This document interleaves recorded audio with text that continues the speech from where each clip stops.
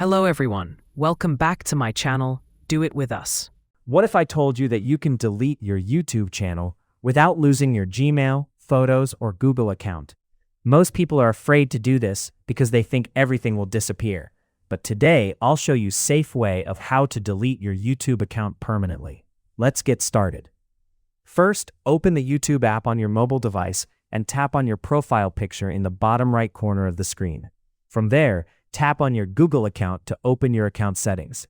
Next, go to the Data and Privacy section. Scroll down until you find Data from Apps and Services you use.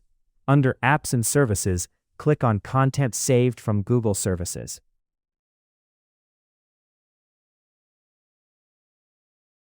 Then tap on Delete a Service.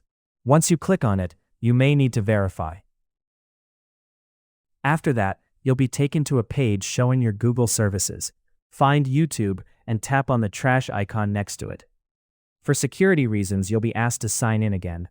After logging in, select the option that says you want to permanently delete your content, then check all the confirmation boxes shown on the screen. Now tap Delete My Content. You may be asked to enter your email address one last time to confirm. Don't forget to like, comment, and subscribe. Thanks for watching, and I will see you in another video.